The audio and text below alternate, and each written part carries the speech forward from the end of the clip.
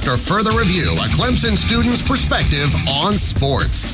It's AFR time, baby. Let's get up. Let's get rolling. That's right. Personal foul, 69, offense. He was giving them the business. We played it down.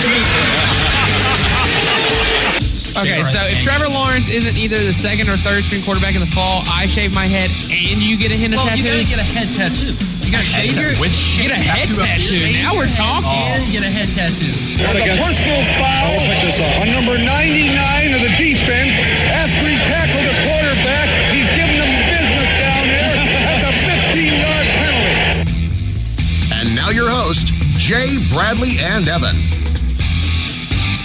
Well, hello, friends. Jay Smith here, bringing you another edition of After Further Review. It's Masters Week. It's a crisp, wet day in Clemson, South Carolina. Is Winds are blowing. Very wet. Not too cold outside, but the downpour about an hour ago all over campus. I hope this isn't a preview of next weekend because it is supposed to rain at Augusta. It is. Yeah, it's like specifically the days we're going to. Which I'm a little upset about. I'd say few people that I know, Bradley included, are lucky enough to be able to be going this coming weekend. Bradley's going on Sunday. Sunday at the Masters. Nothing quite like it. No. It's gonna be fun. I was looking at the prices today from all the snacks there and trying to decide if I wanted to take $10 and spend it. What I was about to say, if I toss you $1.75, will you bring me back a minute cheese sandwich? Dude, I found a Masters club because I went to the Masters 2 years ago. I found a Masters club in the back of my fridge like a month ago, and it was like still like in good shape. Ironically enough, after 2 whole years in the back of the fridge. Wait, what was it? A Masters Club sandwich. It was still like completely fine. I find this very... How have you not ventured to that part of your fridge in 2 years? I don't go back there. You should see our fridge at the apartment. If it gets like in the back recesses of the refrigerator, then Bradley usually doesn't touch it. Oh, God. When we left for spring break, Jack pulled out like a whole bag of oranges that Bradley bought months ago. The bananas is a different story, but Bradley... Jack pulled out a whole bag of oranges that had molded in the back of the fridge. And then the bananas, Bradley left. He was one of the first cars of the caravan on spring break. And so Jack decided to leave Bradley a surprise when he got back and put 3 very, very ripe bananas in Bradley's bedroom.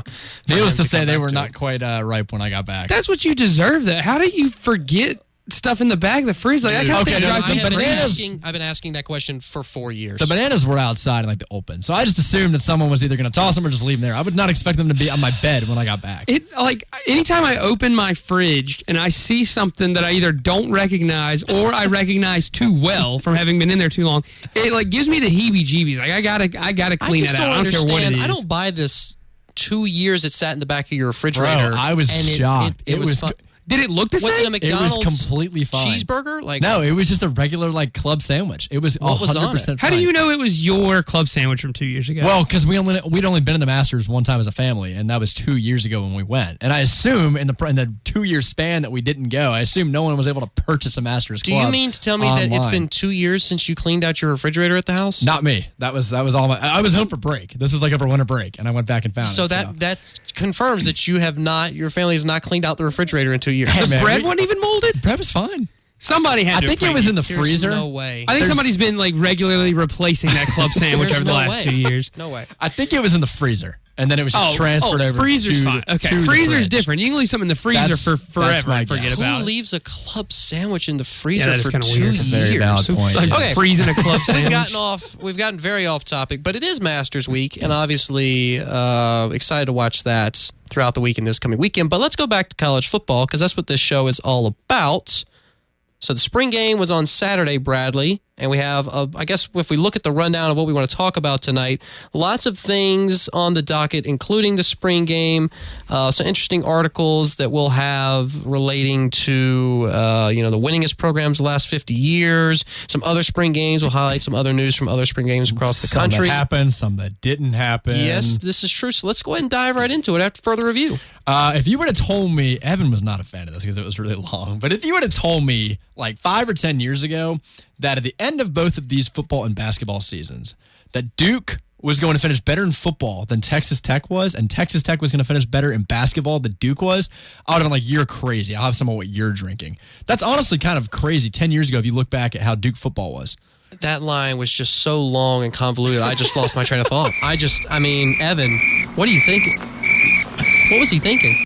Just take I don't a know. minute. I literally told you that line was too long. You couldn't. You had like an hour or a half hour at the very least to shorten that in some way. Think shape, about or how form. crazy that is, though. I mean, Well, hold No, on. like I said, I like the point. I let's- agree. Like the let's train of dissect thought's it. good. The Let's- train's just too let's long. dissect this.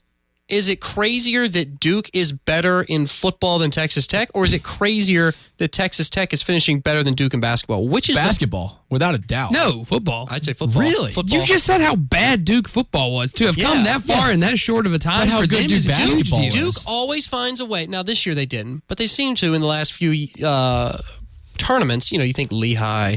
That always that two seed, that 15 seed. We get it. They've had some early exits. So I'm saying it's not as unprecedented. Duke football came out of nowhere.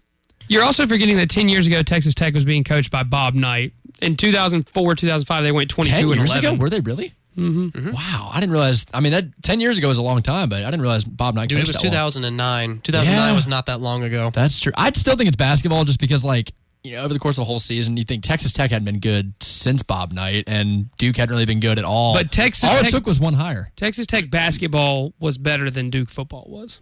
I guess that's a valid point. Yeah. Duke football was bad. Like They Duke were football, terrible. if Clemson, on the rare occasion that they did play Duke football, even then, when Clemson wasn't nearly as good as they are now, it was basically like playing an FCS team. Yeah, it Duke was- football was not on anyone's radar in any way, shape, or form for any reason. We had season tickets for probably 10, 11 years at Duke, and I think we maybe saw 8 home You wins. had 10 years of Duke football season tickets? Season tickets. Now, They ran you, what, like granted- $20 or something? These cost maybe $100 each year. It was great. I mean, you could go see Clemson or even Alabama showed up one year to play Duke, and they took over the entire stadium Because no Duke fans nobody went for cared. Duke football. I mean, Nobody cared. Cutcliffe has been there since 2008. And when was Spurrier there? Spurrier was there in the back in the 80s. He won the 87 to 89. He was only yeah. there for 3 years. Yeah, he was not there that long. I don't know. The fact that Texas Tech is now good at basketball, maybe because I didn't watch Bob Knight much growing up. I didn't really see him coach there very often. But Texas Tech football for a couple years was great. I mean, they were top 10 back when Crabtree was there. Crabtree was there, yeah. So you got the perfect bad year. Texas Tech was 5-7 this year, and then the great basketball year they've had. I don't think this will last. I think Chris Spears is probably going to be gone within a couple years from Texas Tech. Yeah. There's bigger schools to choose from out there. I still think this line that you mentioned here at the top of the show speaks to a larger debate about whether or not schools like Duke or Stanford or any other school that's kind of known for a particular sport, if they can change the narrative and become good at other sports and then become Kentucky, great example. Kentucky football this year kind of came out of nowhere, and they're historically a basketball school, and then this year they had success. Syracuse on the football side. Syracuse is another great Syracuse, example. well, and maybe Kansas. How long do you think? I mean, if for Kentucky, do you consider them just as much a football school as a basketball school now after the end of one season? No, they're still It's a going to basketball. take a few years. And we still had this conversation about Michigan what was it, last year or a year ago, whether they're a basketball school or a football school. I still think basketball. I mean, people are arguing football mainly because the tradition there. I don't necessarily buy that, because if you look again, and we'll get into this much later in the show in later segments, when you look at most winningest programs, and Michigan's still, I think, in that top 5 for the last 5 decades. I would say. Yeah, I mean, they are. Yeah, I mean, they've had some bad years recently, but over the course of that entire 50 years, like you said, they've been one of the winningest programs by far. Yeah. Definitely, I mean, considered a blue blood across the board, you'd say. So I mean, you think that this whole, does it make a difference for recruits? I think when you're recruiting players, yes, a little bit. History plays a factor into it. Now, I mean, recency success is obviously going to have the biggest impact. Someone trying to recruit, someone to Texas Tech right now as opposed to 5 years ago. Here's the thing, okay? It's hard to lure a recruit in when you're like, well, if you look at the last 5 decades, we're, top 5 in winning percentage, but that recruit's only been alive for 18 years. So if you're not relevant in the last, I'd say 5 years of that recruit's life, then it's going to be tough to draw. It's going to be really. Do you agree with that? Unless they've grown up in that area and they've always wanted to play for that school because of legacy or other reasons. And that's probably the only reason why teams like Tennessee that have just fallen down tremendously can still recruit high-level athletes, because they know it's a historic program and they know that they can still get players in. People are still going to want to go play for the University of Tennessee. Yeah. They just haven't been good recently. Yeah, it's interesting because that line obviously sparked kind of a light bulb in my head thinking about other schools. Syracuse was a good one. Kentucky. We talked about Michigan. Anyone on the Pac-12 side you feel like that applies to? Still waiting for kind of USC to come back. They fell off for a while after their recent success back in like 2004, 2005. Yeah. Washington just kind of burst onto the scene. And Oregon kind of did so in the. Oregon's probably your best bet from Oregon. the Pac-12, having made a national championship appearance in football several years ago. And twice, then, right? Did they make 2 national titles? They definitely lost to Auburn and Cam Newton. And then Florida. They beat Florida State in the play. That was first year of the playoff. They beat Florida State. That's right. And then they lost to Ohio State, I think it was. So they have 2 appearances. Yeah. Gotcha. And then their basketball team recently has been better than their football team has been. But that, again, could turn around now with Cristobal and Justin Herbert coming back for another year. So, again, with the ebbs and flows, and we talked about this, I think, a little bit last week, just with programs getting better and programs getting worse. Basketball programs do the same. Sometimes they do it at the same time. Sometimes they don't. And this kind of came off of that conversation we were talking about before the show about those redemption stories. How, when Walt was talking about Kyle Guy and this big-time redemption story of him coming back from, the suffering he had last year for the UMBC game, looking at like teams, and maybe even college football that have had kind of like redemption stories. We mentioned UAB after they had the program shut down and all of a sudden they're back in a bowl game. UCF, I guess, kind of came out of nowhere, all of a sudden going undefeated multiple years at a time. So it's interesting. Any other redemption stories you can think of? Obviously that none of these are going to compare to what we saw with Virginia right now. That's true. You might see one come out of Norman, Oklahoma this year with Jalen Hurts. I mean, I know he was kind of at the top of the mountain with Alabama. Yeah, he's won a national championship, but we all saw that kind of crumble right in front of him, and he go from being, the starter on a national championship winning team to, hopefully the savior in an SEC championship game and then not playing the next game either and getting kind of overtaken by the younger guy and being basically forced out and having to transfer to another school. So what if he bounces back? What if he not only makes the playoff with Oklahoma this year, let's say Oklahoma messes around and wins the national championship. Don't you consider Jalen Hurts, I mean, like I said, he was at the top, but he was all the way at the very bottom and then he'd be back at the top. Would that not be a redemption story of sorts? I would consider that a bit of it. I was going to say, what about Texas? I was going to say if you have like someone like Hugh Freeze after what he suffered with. That's different. Coming back. That's self-inflicted. That is a winning. bit different. That has nothing to self-inflicted. do with Kyle Guy. I got a ton of sympathy for him. Like, you being the number one guy on a team that loses in historically bad fashion, that's bad. But Hugh Freeze being a DA off the field and costing himself a job and, maybe never getting a job that high profile ever again, I couldn't care less about him. Like, whatever, go do your thing. But I'm not going to feel bad for you for being stupid.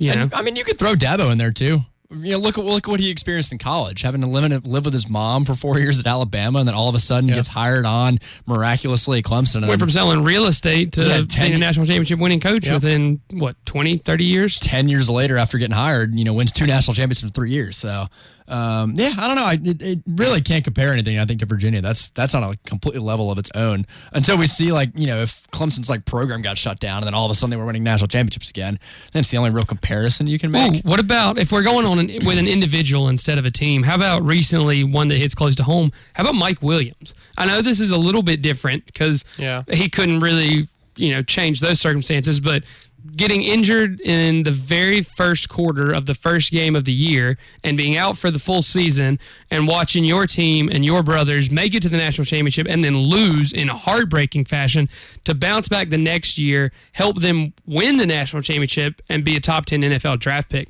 That's a pretty darn good bounce back redemption story. I think the best redemption story that's ever come through Clemson, ever will go through Clemson, is Deshaun Watson. I was just going to say Deshaun. Because of the fact that he got to the national championship 2015 against Alabama, came up just short. Phenomenal game. Both games were phenomenal. And then was able to come right back around that following year, his senior year, and get it done in one of the most contested and just fun to watch football games I've ever seen, regardless of your fandom or your particular team allegiance. I mean, that 2016 national championship game where it was literally decided on the last play, with that 1 second left, was just really entertaining. Without a doubt. Yeah. And a great redemption story for him. And someone that he can, mentor in Amari Rodgers, who, Rodgers coming off a really good year, tears his ACL. He's out for the year now. Doesn't get to play this year. And then, coming back next year, he's seen guys do this in the past at his own position with what Mike Williams has experienced. You get to come back a year later after that kind of injury and make an impact immediately. And you can see, your career's not over after that one ACL tear. Oh, no. You could bounce back and be a tremendous player. Look at, that reminds me of, who is it, Thomas Davis for the Panthers? Davis had like three ACLs torn. Yeah. And so, I think injuries are some of the best redemption stories. And that applies not just to college football. That applies to every sport at every level. But I don't know. I think that sometimes going kind of back to the original point, which was, can schools kind of flip the script and kind of control, I guess, the narrative? Because, a team's performance season in, season out, especially in the postseason, is largely going to dictate, like Clemson, again, good example, probably one that, at least us and our audience are very familiar with. 10, 15 years ago, Clemson was known for not being able to win the games they should win. They sometimes would surprise you, and they'd beat that ranked team, that top 15 team, but when it came to those games, the Wake Forests, the Boston Colleges, the Georgia Techs, they just weren't able to get it done. And they've been able to, with a complete restructuring of the program, flip that script. And all it took was, I don't want to simplify things too much, but all it took was one great player. That's kind of where a lot of programs will start. And it almost takes luck. I mean, we knew that Deshaun was going to be good, but when we recruited him, we didn't anticipate being that good. Well, you don't get a Deshaun. I hear what you're saying. Yeah. I 100% hear what you're saying, but you don't get that Deshaun Watson without that Taj Boyd. Yeah. And there's so many have a little other bit of history guys there. Exactly. that lead up to getting that great player. And Taj Boyd's a great player. He was a great player when he came through Clemson. I mean, he took us to, I think at the height, we were, I think, 5th in the rankings. That was the year that we started the season 8-0, then went to Georgia Tech and lost. He beat Georgia at home, season opener 2013. Phenomenal game. So he brought the national spotlight back to Clemson. And I'm going to be honest, the more that I kind of think about it, I know I've talked downly about this program for years and years now. Now I think, their future's not as bright as everyone else does. But it's starting to remind me a little bit of Michigan, a little bit. How Harbaugh comes in, great coach. Everyone knows it's a good hire. Takes a couple years being up at the top. Yep. Has like a couple 3-loss seasons. But all of a sudden, you start to get those recruits in there. You get guys like Rashawn Gary and more guys like that. And then all of a sudden, you get that one great player and that one great year. And the next thing 4 years later, you can win a national championship. Yeah, little bit like it, I think, in a sense, because Michigan's like almost on the way there. Clemson kind of experienced that for a while and eventually got to the top. So, I don't know. We'll see. Interesting discussion. Remember, you can always reach us on Twitter if you want to get in on the conversation at After Review Show. That's us on Twitter. Or you can use Help Dare text line or call in if you want to talk to us. We're going to take a quick break, and when we come back, we will discuss the spring game from Saturday. That's next. Stick with us. It's Dabo again. One of the fastest growing crimes these days is package theft. We're all ordering more online, and a stack of boxes on your front porch can be quite the temptation. Priority One Security provides the protection you need with their video doorbell system. You can record any movement or answer the door from your smartphone no matter where you are. Priority One. Trust in us. See us on the web at PriorityOneSecurity.com. That's priority, the number one, security.com. 888-407-SAFE. Hey guys, this is Taj Boyle with Lakeside Lodge, Clemson. It's been a great year for Tiger football and for Lakeside Lodge. We want to say thank you for welcoming us to the Clemson family. Construction is well underway, and there are a handful of luxury condos remaining. If you haven't gotten yours yet, call us today to schedule a tour or come see me at our sales office at 906 Tiger Boulevard. Trust me, you'll want to be a part of this Lakeside Lodge, Clemson. It belongs here, and so do you. Warmer weather is right around the corner, and that means it's time for you to schedule your seasonal AC checkup with my friends at Carolina Heating Service. Don't wait till the heat is here. Be prepared. The last thing you want to do is sweating inside your own home because your AC unit decided to not turn on. Let Carolina Heating Service prevent that from happening with a factory fresh tune-up. They service all makes and models. Give them a call at 864-232-5684 to stay comfortable all spring and summer long. The Vault in downtown Greenville has the coolest retro fan apparel, throwback gear from over 200 teams, NFL, MLB, NHL, NBA, and over 100 NCAA teams. Local gear from the Greenville Drive and Swamp Rabbits, as well as defunct teams like the Greenville Braves. You'll find something you love at the Vault. Learn more at vaultretrosports.com and find us on Facebook and Instagram. Call 864-370-7850. The Vault, 213 North Main Street in downtown Greenville. The Anderson Area Touchdown Club honors Clemson football player Kendall Joseph at their annual awards banquet on April the 8th at the Anderson County Civic Center. Awards will be presented to the player and coach of the year selected from the Anderson County High Schools. Former Tiger Perry Tuttle will be the guest speaker, and Danny Ford and Hunter Renfro will be in attendance. Advance tickets are $20 for adults and $10 for students and can be purchased at Dillard's Sports Center on Whitehall Road or Grady's on Clemson Boulevard. At Merrick, we know dogs are in charge. So our dog foods start with deboned meat, poultry, or fish, and Sorry. Coming! Here's your ducky. And because real whole foods are better for your dog, each Merrick recipe is packed with whole fruits and vegetables. Excuse me.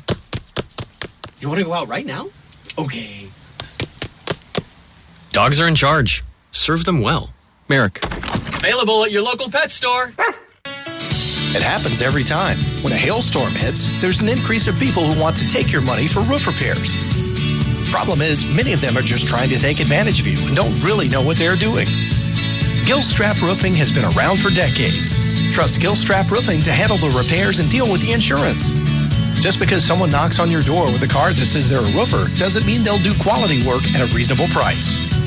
Call Gilstrap Roofing, 269-1232. I'm Eddie Bennett. We're blessed with a strong economy. The upstate is growing with companies expanding, relocating, and adding employees. If you're turning dirt on a new project or an expansion, chances are you need equipment to help get the job done. With locations in Greenville and Spartanburg, as well as our newest location in Seneca, Bennett Equipment and Supply is your Tarkeuchi source. And we rent and sell all sorts of tools to get the job done. Remember, when you need to rent it from Bennett.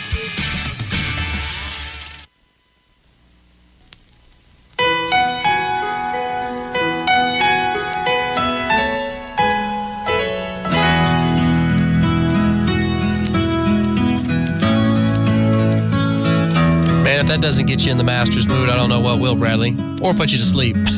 Bro, this is you never feel as peaceful as you do when you listen to this. You know what? It's great is when I can just envision those like rolling shots up the fairways and the Magnolia Lane, the greens, and then Jim Nantz queuing up saying, all right, let's be honest here. What do you think you'd shoot if you played 18 at Augusta? Well, I know what Evan and I would shoot. I'm pretty At sure. Augusta right now? What would I shoot? What would you shoot? It depends on. So it depends on what day What you're do you playing. think you could break? It depends on what day you're playing 190? because each day they have a different area where they're going to tee off, like part of the tee box, and then they change the pin location every day too. But I imagine that those greens and fairways have got to be quicker than almost anything I've ever played on. I think I could use a putter at like every other course and still shoot lower than I would with an entire bag of clubs at Augusta. I'm fairly convinced. Okay, so you're left-handed. I don't know if we've ever established that. Bradley is left-handed, and Bradley somehow, when he addresses the ball, he basically rotates the club head, and it's like almost, it's not sitting flush on the ground. It's like almost up, like in the air. It's turning like 45 miles, it's turned at 45 an degrees. angle. It's basically turned almost at your feet. I'm overcompensating for not being able to twist my hand. And then when you come through on the downswing, you rotate. Yeah. And the ball boomerangs like you wouldn't believe. You can hear the ball hiss. It just shoo. Yeah, it's probably mad. It's like, you're not doing this right, man. Yeah. Fix that. Probably losing a good 60, 70 yards of distance on those. Yeah. Evan, you hit it pretty straight, don't you? Straight is a relative term. Straight. You know what? It does go relatively straight most of the time. It's the height factor that I'm struggling with. Yeah, it rolls straight. You hit it too high? Oh no, I hit it too low. It's a double. It's a ground ball up the middle every single time. Yeah, but it Evan gets there. tees the ball up about 2 feet in the air, and it stays up about 2 feet in the air for the majority of the flight path. See, that it gets there. That's worse than what Bradley's stance just. I know, it makes kills my you. head hurt. If you gave me a professional caddy for the, you know what? Let's just, since we're hypothetically talking about it, let's say I play all 4 days of the Masters tournament. Gosh. 18 every single day. You'd be exhausted. Not only that, physical toll. but if you gave me a professional caddy, if you paired me with Tiger and Roy McIlroy and Phil Mickelson, because I like Phil and he's left-handed, he might be able to give me some left-handed pointers. How did you get here? Yeah, if that was the four of us for the entire weekend with a professional caddy, the best clubs that you could give me, best equipment, like I looked the part, all that, I think I would still shoot a number higher than most MLB batters' batting average. Like probably up in the 300s or so. You think you'd break your weight? See, I'm a lot heavier than I used to be. Maybe close. Here's the thing about Augusta that is so crucial. Playing around the greens, the short game, the greens and the elevation, the undulation, the changes in elevation, the speed, that's what's going to challenge you. Ball placement around the greens is crucial because you see it like number 2 is a great example of that par 5. Y'all got me off on a tangent now. I'm going to talk about golf for 2 hours. This all day. I was about to say, it's Masters week. You have to talk about golf. Number 2, you see those guys up on that ridge. It's that dog leg left, par 5. Yep. And they put that ball up on that ridge, probably 230, 240. Pretty, you can get to the green with a 5-wood or a 3-wood going downhill. Not that hard. Maybe 9. It's not the distance. But you see that ball roll up on the front of the green, and usually the pin on, I think it's either Thursday or Friday, is around on that right side, around the bunker, and it rolls all the way to that right side. Some guys, I think it was Oosthuizen in 2011. Oh, the one that rolls down? Yeah, 2011 or 2012. I'm not exactly sure what year it was. He hit that double eagle. Oh, and it was on that hole because he literally ran it up to the front of the green, and the ball rolled the whole way down. Thanks to the, with the shape of the green, everything rolled all the way to the hole. So being able to put your ball in the right spot on the green is, and look at, I think number 9 is that par 4 that goes uphill. You see a lot of golfers hit that ball and it lands on that false front, rolls right back down to the fairway. And that's the thing about all those holes is like, when you look at like a bird's eye view of them, they all don't look like overly difficult. But it's getting on the green is the hardest part. People don't realize, and I was lucky enough to go my freshman year 4 years ago, people do not understand how severe of an elevation change is actually happening on these holes. From fairway to green or from tee box to fairway is a tremendous elevation Well, you've got change. that one that you can sit on and watch them fly over, right? Yeah, that hole that's you can sit underneath? par 3. I I think think so. it's on the front 9. Sure. Well, there's that really Those long, people would have to watch out if I'm swinging in. That first par 3 is the real long one. It's like 230, 240 something. Yeah, but that Evan, one's pretty yours straight. would be like the people that do like the ski slopes and the X Games. It would just roll down and then just shoot up like a couple hundred feet in the air. I'd get up on that tee box, and those guys, they're up on the tee box, they're looking at the hole, and they're considering one of a million different variables and characteristics, and they're debating between 3 or 4 different clubs and what to hit and which way the wind's blowing. I get up there, I grab whichever club feels right at the time and go, well, I hope I hit this kind of straight, and then grip and rip. So your favorite thing of the week would probably be what they did today on 16, where they skipped the ball across the pond. Oh, Have you seen that? Uh-huh. VJ, I actually saw a clip on Twitter today. It was 10 years ago that VJ Singh holed out from skipping it across the pond. That's pretty impressive. Honestly. I'm pretty convinced if I was to take a golf ball and just throw it as far as I can on every hole, I think I could probably get a lower score than hitting it with a golf club, just in terms of aim. Yeah, I don't know. I think it depends on what the conditions are. But golly, I would kill to play that golf. So many people would kill to play that golf course. Initial winner prediction. Oh, it was number 6. Okay, yeah. Okay. It's we had text in from Steve, and he said number 6 is the one where you tee off over the spectators. That's what I thought. I think it's the second par 3 of the front 9. The first par 3 is the real long one that guys have trouble reaching the See, green if Jack on. was playing with us, our roommate, he would hit the ball straight up in the air and get him right down coming out from the tee box. Yeah, he usually puts it up in the stratosphere.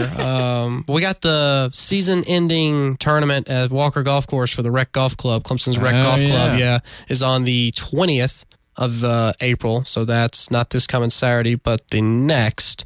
And I'm looking for it. I'm playing in that. Jack's playing in that. Some other friends are playing in that. Maybe I just can't play golf. If with y'all you 'cause you just take it practice, so if y'all seriously. practice over the spring, then we can play over the summer. I might have to block off next Saturday and go buy an air horn and a 12-pack and just see how much fun I can have. That's my kind of golf. I tell you, Walker's.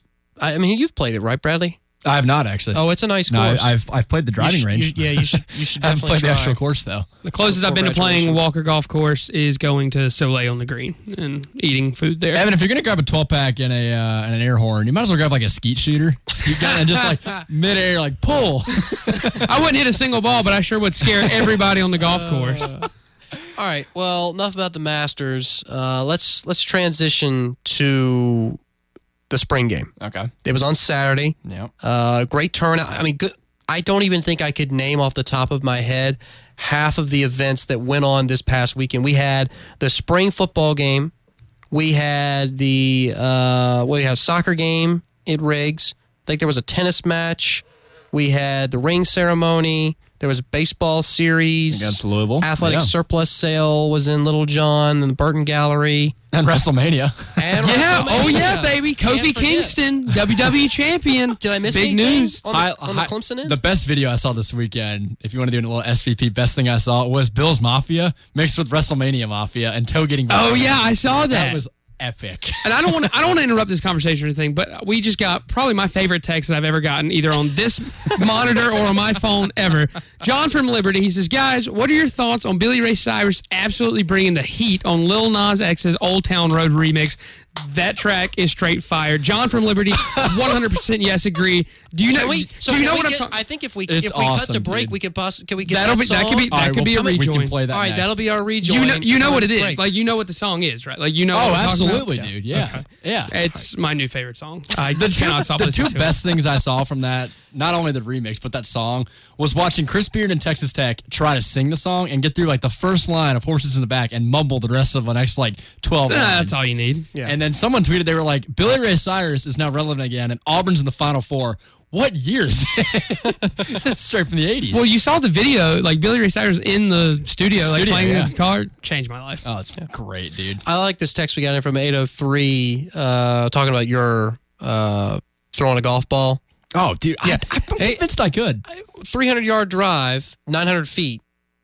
And he's saying that, two baseball fields from home to center. Oh, my gosh. So I don't think you could really, maybe on a par 3 or a par 4 maybe, but not on those par 5s. I would keep the ball in play. That's one thing. It wouldn't slice out of bounds. I'm telling you, that texted for 803, you've clearly never seen Bradley play golf because this man... It slices like a 90-degree angle. Boomerangs. Also, would throwing a golf ball be easier or harder than throwing a baseball? It's smaller. It's lighter. Harder. It would be harder because it's smaller. Do you think? All right, Bradley. Do you think you could throw a golf ball farther than you could throw a baseball? Absolutely. I could throw a rock farther than I could a baseball in like the beach. I've tried that before. I tried throwing a rock and then I threw a baseball. I got the rock way farther. Okay. You know what's actually a really fun activity that we should try one time? Little group bonding Doing activity. Not only that, taking like a bunch of crappy balls and going out to the dikes and just teeing off into the water. I have always saw wanted a to hit group golf do balls that. into the ocean. I have always wanted to do that. It's fun to hit them in the lake. I've done it before. I would not, however, recommend when you play like rolly bat or you're practicing like baseball and you toss the ball up to yourself and then swing That's and called hit soft toss. Yeah. Well, I call it soft toss when somebody else tosses it to you. But yeah, okay. same principle. Would not recommend doing that with a golf ball in your driver because your driver head will snap off and it will travel farther than the ball and you will no longer have that driver. You've seen that guy, the video of the long driving champ guy that has broken like 5 drivers on his last 2 tournaments that he's not competed. surprised. Because he swings just so freaking hard that it wraps around his head and just snaps in half. when it doesn't matter about any other dynamics of that shot besides how hard you hit it, I'd be swinging as hard as I could I'd too. be Happy Gilmore the heck out of it. Absolutely. No doubt. Yeah.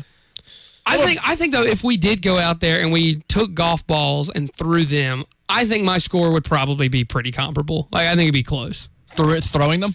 Yeah, I think if I went out and played 18 holes of throwing a golf on ball, that par 5, man. I think my score would be close. 15 to 20 on each par 5. All right, we're going to We're going to science. A 10 maybe. A real par 5 is like 500 to 600 yards. You think it would take me 20 throws to make it 500 yards? I bet you I could do it. No at 8, way. 8 or 9.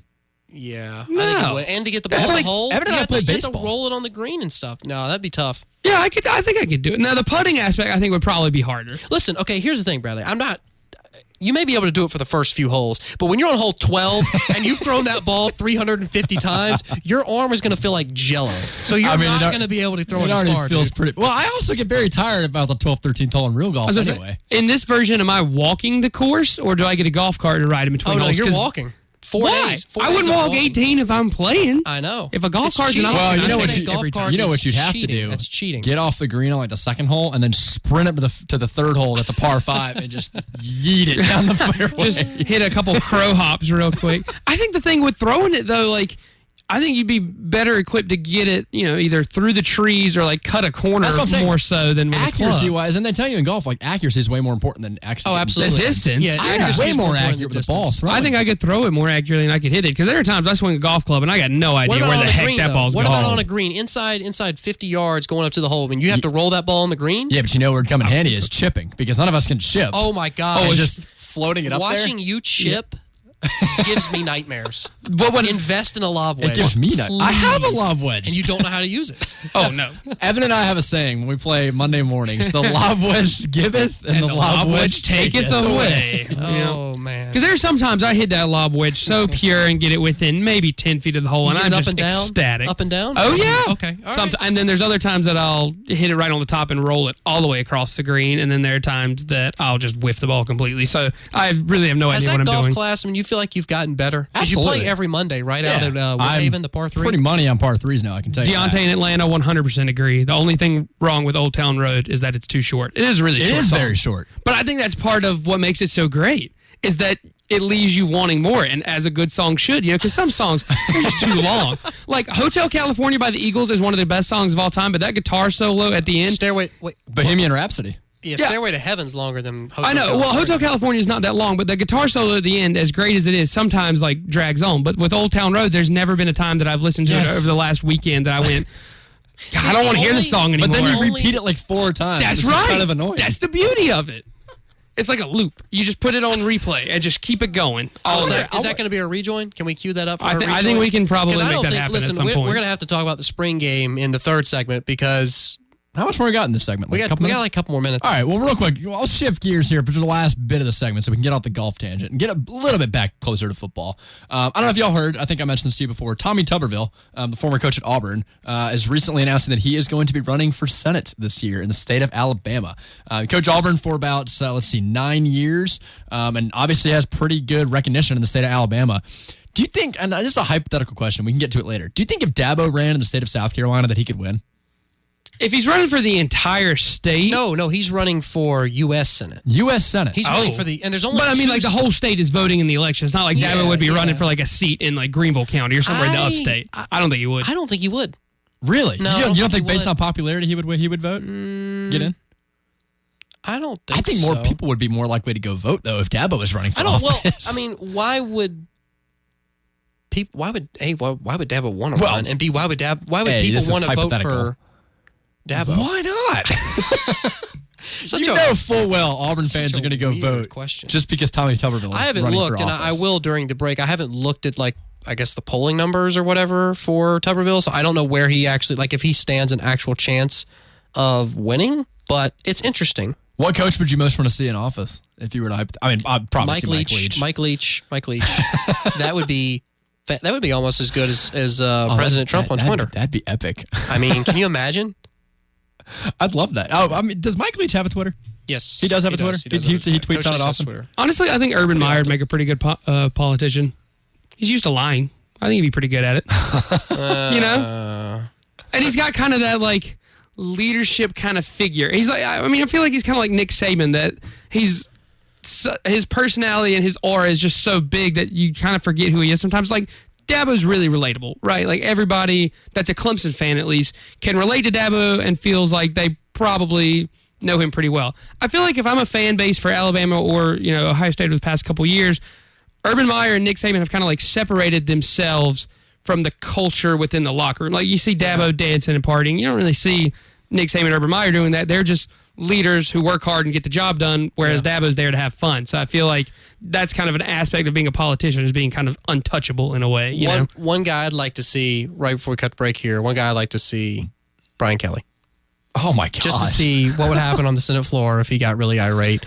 But we got to take a break. We promise we will get to the spring game at some point tonight's show. That should be next segment. Evan is getting the rejoin music for us right now. We'll see you in a few. Warm weather is on our horizon. When a thunderstorm hits, can it take out your power? Yes. Don't be left in the dark. Be prepared with a Generac automatic whole home standby power solution from Carolina Generators, your local Generac Power Pro Premier dealer, ready to serve you. Start by giving Carolina Generators a call at 864-232-5555 888-408-5684 or visit online at carolinagenerators.com to schedule your free Power Pro assessment. Tell them Mickey sent you from 105.5 The Roar. Science has noted that the ant can lift over 1,000 times its body weight, but we aren't ants. So for all of your heavy lifting and heavy moving needs, call the certified professionals at Electric City Crane Service. OSHA certified and safety focused, they provide crane rental and rigging for upstate South Carolina, Northeast Georgia, and Western North Carolina. Call 833-WE-LIFT for your free project quote. 833-WEELIFT. Also visit electricitycrane.com for project photos and more information. Go Tigers. Did you know the town of Williamson offers a high quality of life and low cost of living close to Greenville and Anderson? The town is undergoing revitalization and has commercial properties available that are move-in ready. Are you an entrepreneur interested in launching a new business? The Main Street Challenge offers financial incentives for new businesses like restaurants, grocers, bakeries, gift shops, and more.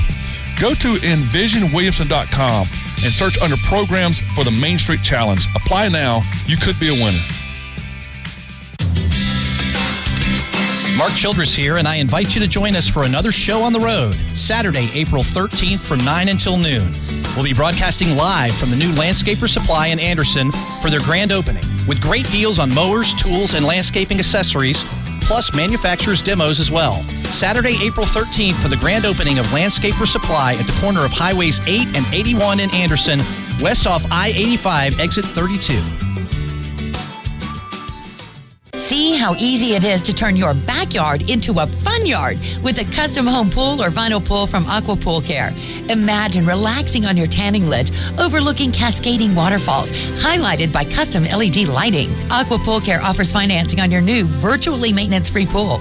Get that eco-friendly saltwater pool you've been dreaming about. Call the best builder in the upstate, Aqua Pool Care, at 508-1885. That's 508-1885. Make your yard fun. Former Clemson national champion Deshaun Watson wants to play football with you. Attend the Deshaun Watson Football Pro Camp.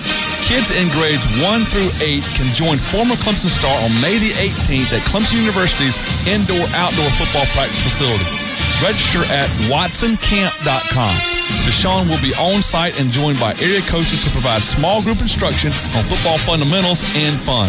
It's Deshaun Watson Football Pro Camp. Visit watsoncamp.com today. Your home is an investment.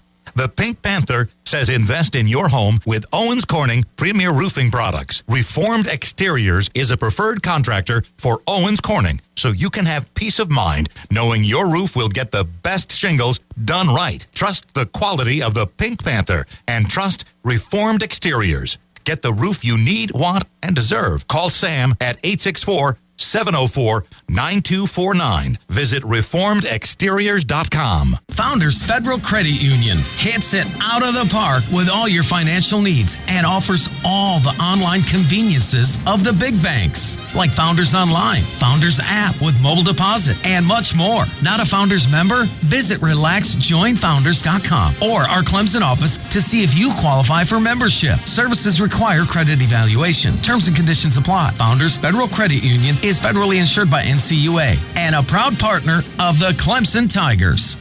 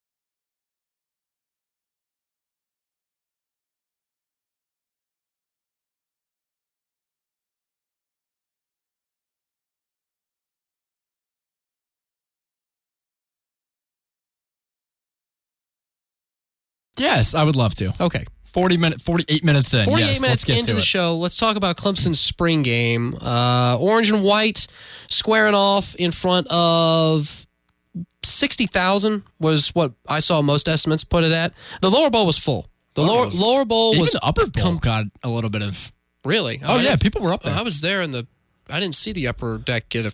People went up there. I mean, they started to like slowly, gradually get up there by the second quarter, and then all of a sudden you had a couple sections. I was filled. sitting on the visitor side, so the side that said. Yeah, so you didn't see that part. Though. No, I did not. If there were people on the north grandstands? I believe so. Yeah. Yeah, that says Tigers. I was looking at the Clemson side. Did not have anybody on it. It was funny. The Tiger side may have. We didn't notice until like about midway through the second quarter. There was just one guy at the very top left corner. Always that one just guy. Just chilling by himself at the very top, and nobody else was in the section. And then people started. You ever watched a game from the very top? It's really cool. It's a great view. When I love used it. to- Underrated seats, really. When I used to be on the video staff, that little box up at the very top of the South Grandstands, filmed a few games from up there. Yeah, other than having to hike it all the way up there and risk falling on the way back down, it's a pretty good view. If you like watching the game as opposed to like being in the environment, it's a tremendous view. It's phenomenal. Environment is lower deck and view is upper deck. Yeah, I did that. I watched the first half of the South Carolina game sophomore year from the very top of the upper I did deck. as well. Yeah, so I went into the game late because at the time I was actually working with the Tiger Tailgate show, so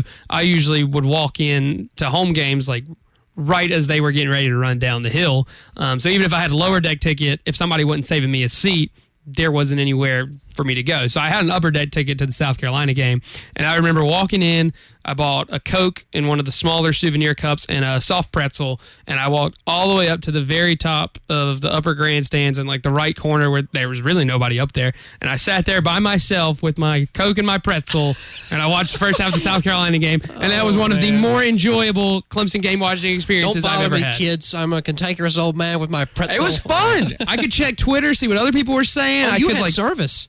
Yeah, I mean, I was at the top. Yeah. One of 3 people in the entire stadium. Yeah, I was the one will hogging all of say, it that day. Death Valley has got to do some renovations with their Wi-Fi because Oh, you it's just bad. get in there and it's like You're gonna be that guy one day when he gets really old that has the headset listening to the game with like his giant popcorn by himself in the stadium talking to nobody at all. I don't like being bothered by other people while I'm watching the game. Like, even if it's on TV, like, I love a good watch party. Like, I'll get together with you. I'll when watch the game's game. on, I gotta pay Yeah, attention. but when the game's Yes. actually going on, Yes. like, don't Yes. mess with me. Don't try to, Yes. like, do something else. Like, let's actually watch So it. you're like the new Marlins man. Traveling around, you could rep your orange jersey, walk around, put at E. McDowell. I was gonna say, if I had as much money and free time as that guy does, I certainly would. Start a GoFundMe. Start a GoFundMe. So the orange-white game, obviously, again, 60,000. Some estimates. There was a lot of people there. Obviously, with it being family weekend for the spring and so many other events going on. Y'all see how many people were at the NC State game? I didn't. Could not have been more than 50. There was nobody there. Really? It was completely empty. Really? Yeah, it was kind of sad. And probably closer to the number of people that were at South Carolina spring game. I don't know if you saw a picture of their crowd, but it was sparse. They had a few. They had probably, as far as like the lower bowl, they probably had one half of like, the South grandstands or whatever it was. Like, that was mostly full, and the other side was significantly emptier than ours was. You know what would be interesting, and this would require some research right now, is how South Carolina spring game attendance has fluctuated since Spurrier was there, and how Clemson's spring game attendance has fluctuated since Dabo has been here. I'm no statistician, but I'm going to assume that those numbers go down and up, respectively. I think Clemson's always had pretty strong spring game attendance. I Not think 60,000, though. No. But it's always been good. It's always been really good. Okay, y'all want to hear, this is probably the craziest thing you'll hear in this entire 2-hour segment. And I knew that something was up because when I was tuning in to watch the spring games before the Clemson game started, I saw the state game. I didn't see anybody there. I turned to the Boston College spring game.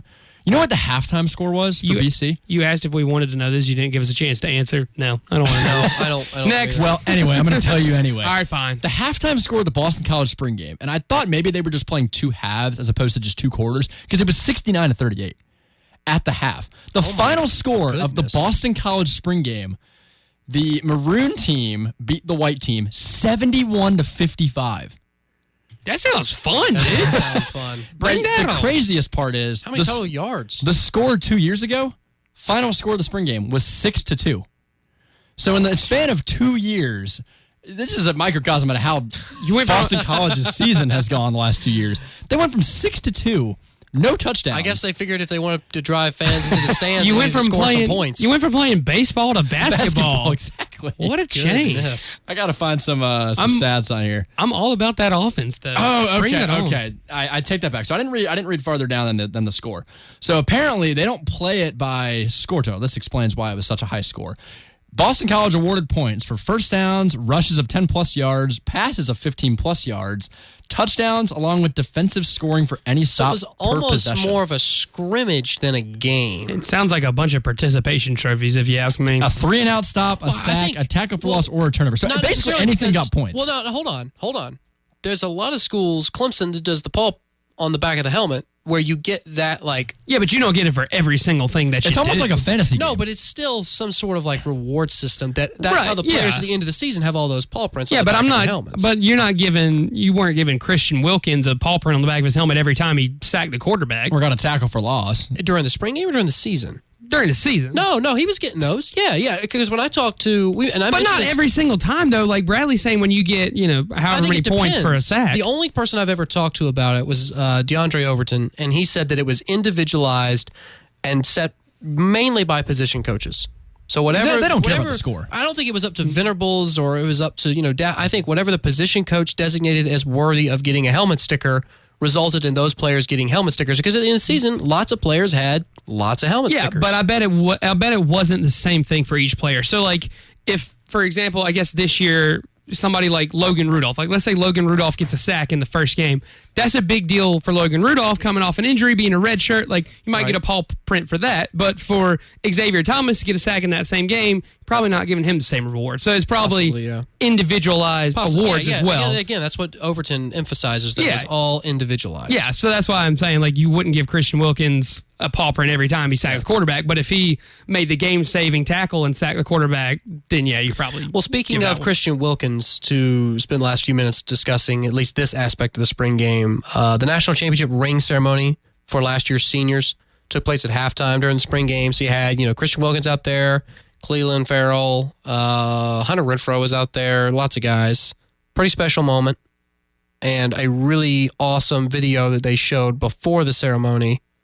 Bradley, did you see, Evan, did you see this video? The video about the rings, how they made them, and then the whole, I guess, story. Yeah, it is interesting because Renfro's going to be getting 2 rings coming up here. He got that championship ring, and then he's getting married in like a couple days. Mm-hmm. So big week for Mr. Renfro. But yeah, the video was really cool. I really appreciated that. It was cool to kind of the togetherness of the team and how they were all able to come back. And yeah, well, so Dabo, the first thing he did when they had all the seniors out there on the field at midfield during halftime was call the orange and white squads up to the center of the field and showed a lot of team unity. That to me was a little bit.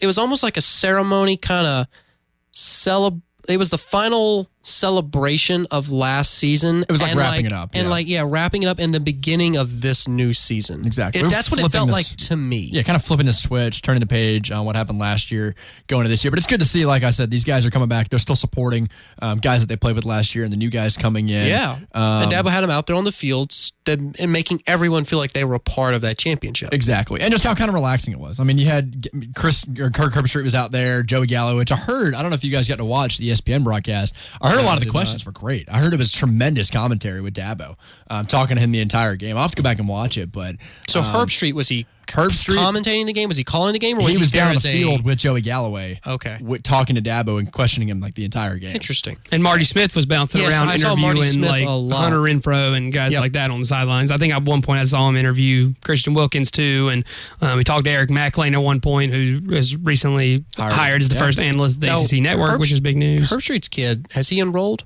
I don't believe he has. I don't think I thought there were 2 of them. Weren't there? Are they I thought brothers? there's only one coming here. Well, maybe one's going to be a senior in high school this year, and he's planning on coming here too. Okay. But there was definitely 2 Herbstreit boys as part of that conversation. Yeah, and I know there are guys coming here.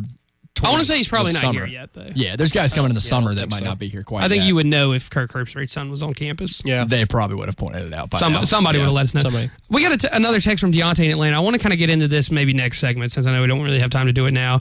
But he says, what can we do to get the most exciting 25 seconds in college football exciting again?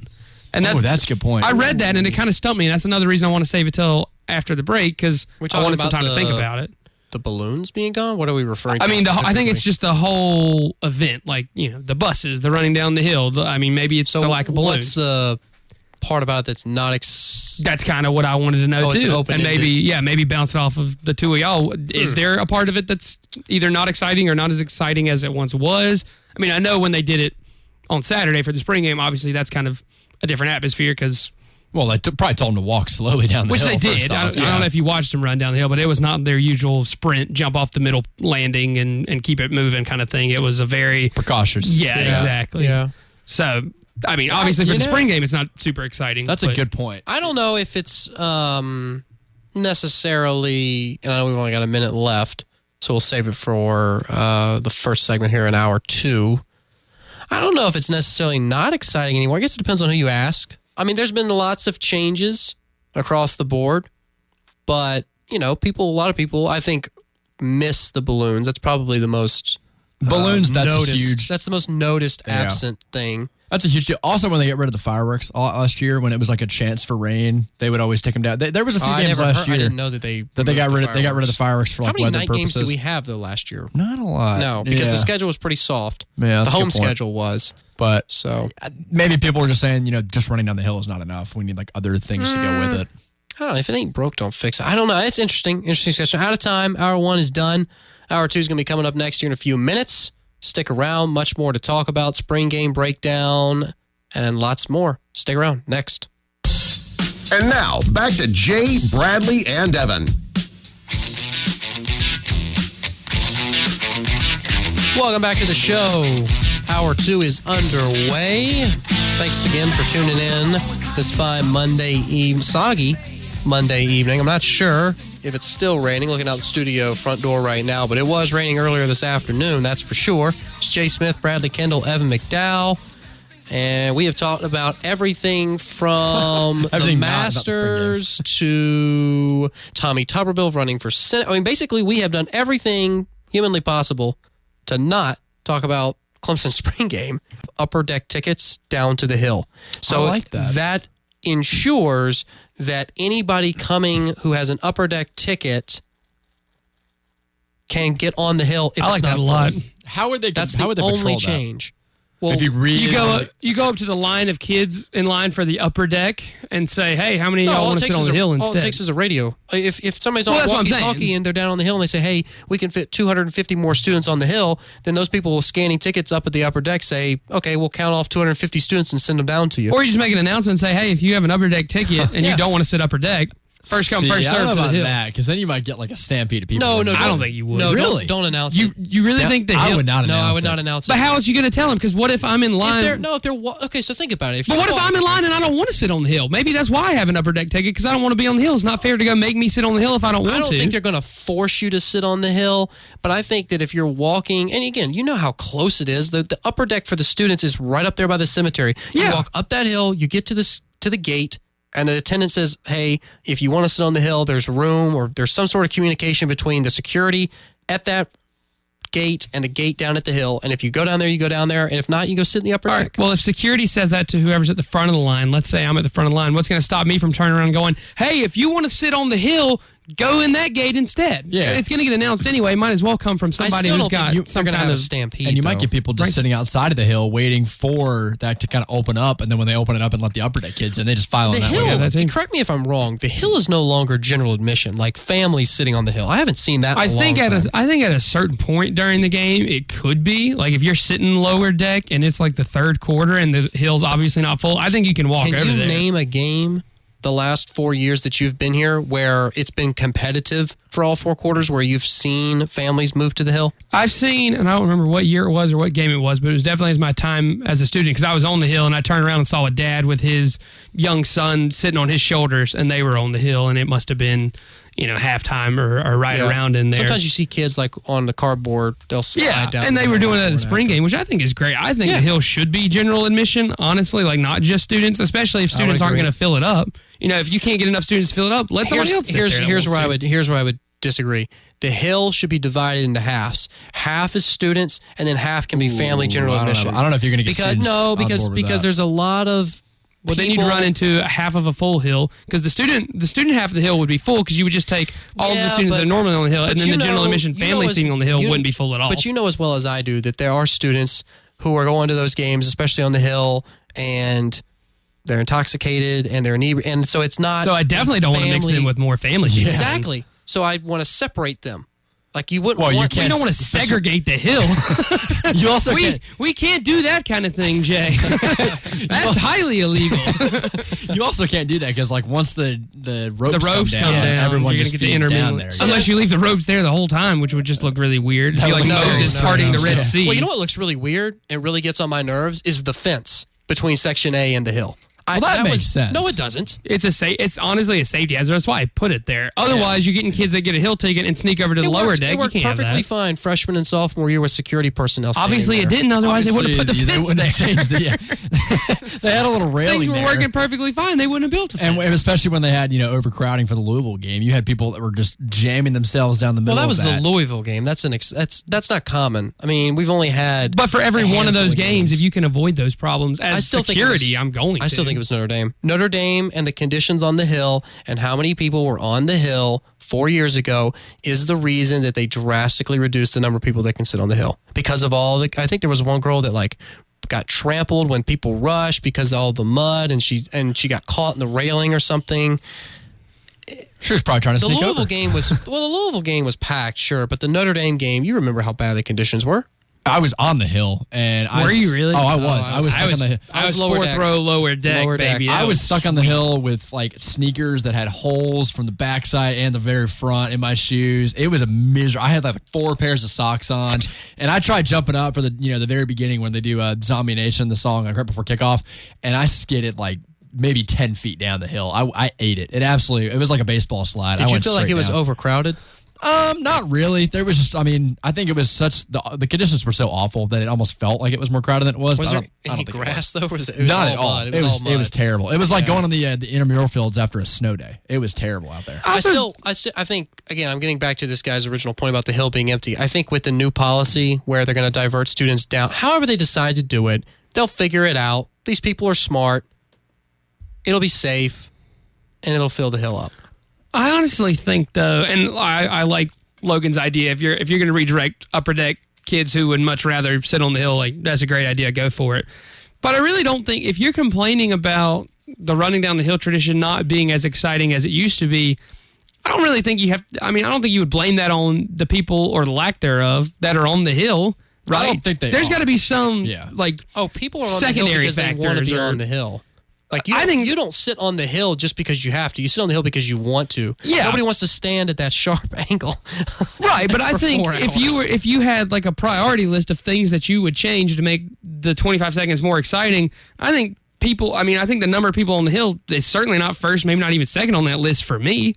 I don't think it is either because you have that big gap in the middle on the hill anyway. So you're not really looking to the side of it. People get bent out of shape when they turn on the TV and they see that half the hill is completely empty. People also on TV watch at the very end of the game when they see us gather at the paw and they get really hurt about that. Again. I think it'd still be exciting if there was let's say if for some reason it became such a safety hazard that nobody was allowed to sit on the hill and it was still completely empty.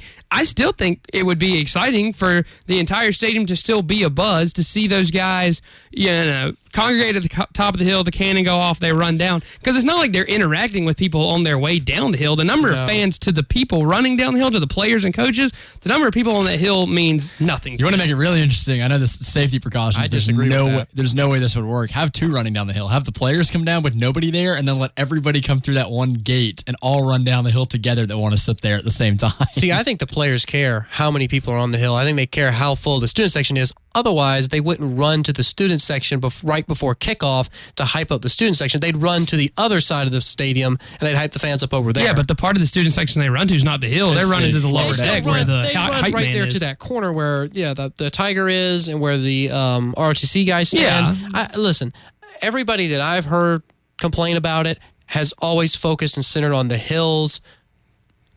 Lack of attendance. People just there aren't. It's half empty, half full. How about having people on the hill?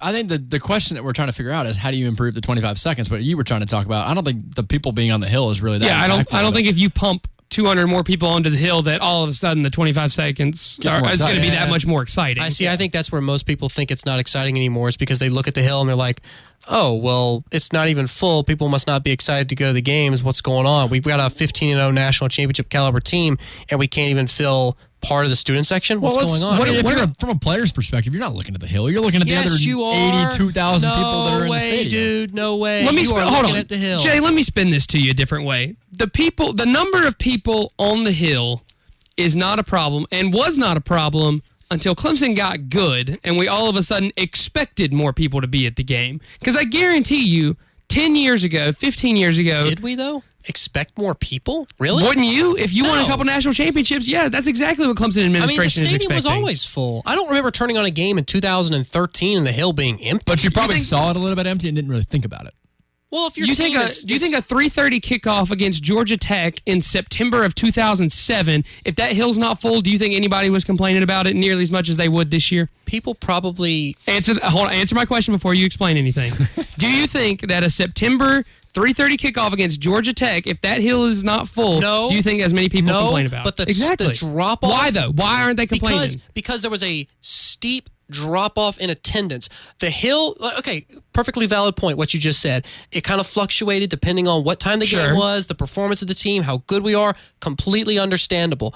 When you have the hill packed for a couple of seasons, and then all of a sudden, junior year, it just goes, drops straight down. Was it that packed my freshman sophomore year? I don't remember it being that packed. I don't think the drop-off was that bad, though. Are you kidding me? I don't think it was as bad as people think that it was. No, it was severe. I don't think it was either. I think the problem was our freshman and our sophomore year. We had the Notre Dame game our freshman year, the Louisville game our sophomore year, which have been two of the best Clemson home games in recent memory, and we haven't had that the past 2 years. We haven't had that premier night game against a top 5 opponent. So not as many people. I mean, obviously more people show up for that kind of game, right? So if you look at the hill for the Notre Dame game and you look at the hill for the Louisville game and see just how full it's capable of being, well, then of course you're going to think it's empty when not that many people show up, which happens most of the time. See, I disagree with that because there were games 2 falls ago, our junior year, where you could literally see gaps in the side of the hill over by the band. There were that few people. There was I think it was a game that I was actually working and I was on the field and I remember looking up and the left side of the hill was almost completely empty except for the flat part, and the right side of the hill was packed. It was a healthy crowd. But there was nobody on the left. And I would say as a player, you're probably still more excited when the balloons are going off right in the middle of you, as opposed to not having, a couple gaps of people here and there on the hill. The players are they're worried about the student section, but what made the issue worse, or what made it appear worse, I guess in your eyes, because you say that it's not that bad of a drop-off, is that the media harped on it constantly. Oh, yeah. The media was all over it, and they decided that they were going to blame the students. The students were the scapegoat. Why aren't the students showing up for the games? Where are the students? That was the mantra. Which was also completely unfair. That was absolutely unfair. Because they didn't know the backstory behind it. They just saw the final result on Saturday. They just looked at a hill from their air-conditioned press box, and they were like, why aren't people... And I mean, it's a little hypocritical now as sitting here at the radio station, talking about it, but at the same time, people weren't getting the full story. Yeah. So if you want to fix the 25 seconds, I mean, obviously you can't bring the balloons back, which would be something that I think a lot of people would love to see. I'm trying to think what else you could do. I don't think it's broken. I think you're trying to fix something that's not broken. There is definitely a little bit that's not there. I mean, the flavor isn't exactly the same as it was a couple years ago, I feel like. Give me a reason how about besides this? the balloons. Let's just agree on this, that when they run down the hill at noon against Furman, it ain't the same as when they run down the hill at 7 p.m. against South Carolina at the end of November. No, but it's not supposed to be. It can't. Well, exactly. I think that's the point. It can't. Okay, and I understand what you're saying. And to wrap up this segment, my closing argument is, it can't always be that special, because if every game is that hype and that intense, it's going to dilute it. You want that 1 or 2 games a year where it's 7 o'clock and the buses roll up and they're running down the hill and it's really hype. The same goes for the number of people on the hill. If you're not going to expect the best game of all time every week, you can't expect that hill to be full every week either. So And it's a you also- double-edged sword, right? Like you said before, you didn't have those kind of games this year. We didn't have you Louisville didn't. or Notre Dame. What was our best home game this year? Syracuse, It was from a soft- competitive it was standpoint, a soft home schedule. and it was still a 3:30 kickoff, pretty early in the It was a year. good Like, game. It's And hot, dude. I mean, you ever stood on the hill at noon in October? And that it's was hot. part of what people were complaining about, with the students not showing up. And I think a lot of this goes back to, I know we're good and we expect people to be there, but I think a lot of people knew that we were going to win the game already, like some of those games we played. I still don't think it was a people not showing up. I think it was the system was completely broken. You want to give me an incentive to go sit on the hill in September for a game I know good and well we're going to win by 3 touchdowns. Drag one of those giant misting fans over from behind the sideline and point that at the people on the hill and keep me cool and hydrated, and maybe then I'll be more inclined to sit on your hot, dusty hill. So you're both trying to say that the reason people didn't show up 2 years ago was not because the ticketing system, it was because they knew we were going to win and there was no point in going. Is that what your argument is? Well, it depends on what games you're talking about. No. here, Don't be. Yes, it does. You just said it depends It on depends the on the game, too, game. because Yeah, you said not every game is going to be your Notre But Dame you're or your saying that Louisville. the attendance on the hill doesn't matter. It doesn't. I'm not saying it doesn't matter. I'm saying it doesn't matter as much as a lot of people recently seem to think that it does. Factors into the 25 seconds and how I think there are way too many factors that go into that tradition and that ritual that people are way down on that priority People list. are easily 4 or 5 on that list right there of things you're going to be concerned about. When And you're balloons are higher? Well, think that's more- balloons- I think that's more balloons- obvious. Balloons mean more than a full hill.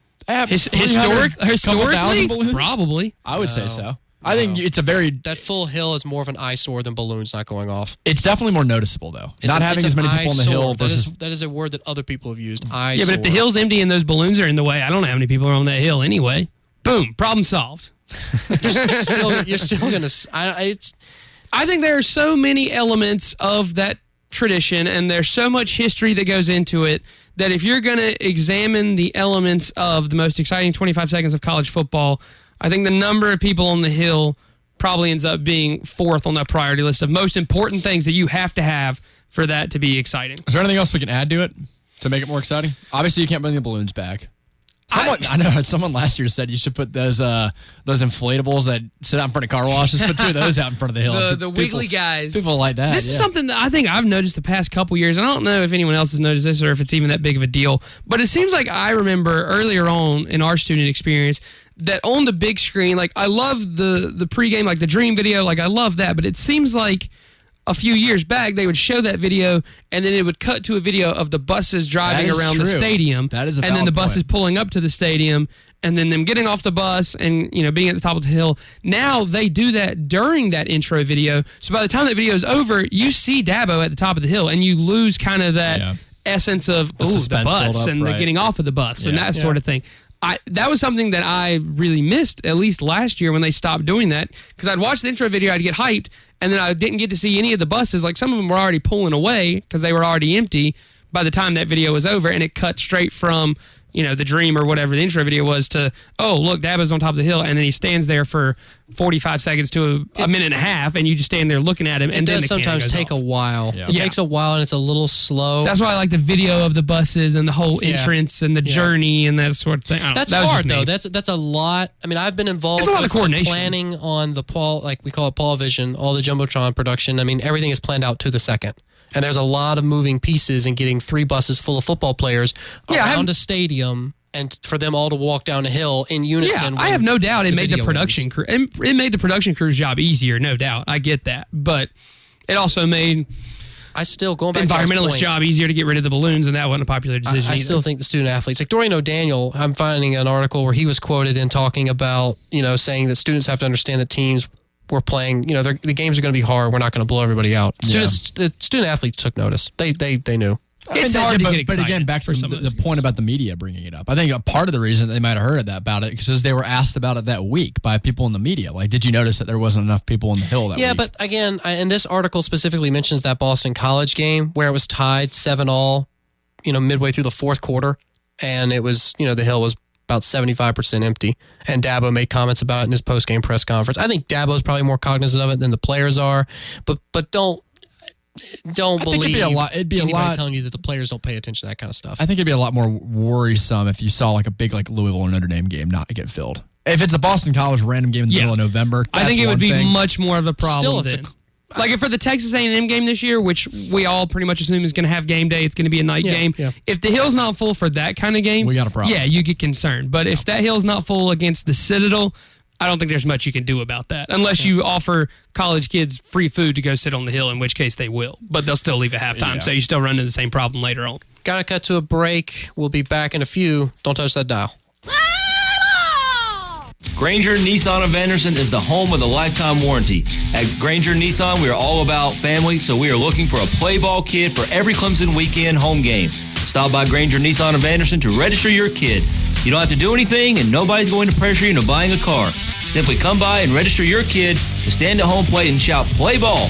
You'll get 4 tickets to the game, and your family and your kid will get an experience they will always remember. Granger Nissan of Anderson, proud partner of the Clemson Tigers.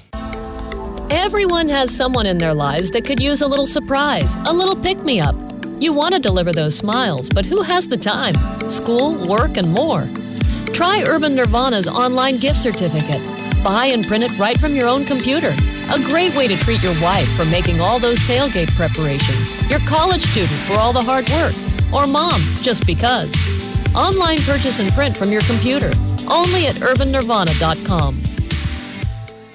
Make your next corporate party or team building event one to remember with Local Q, featuring a wide-ranging menu of mouth-watering, in-house smoked barbecue, signature craft cocktails, 25 rotating drafts, and hundreds of classic games to play. Local Q is the place to break the ice with coworkers, friends, and family.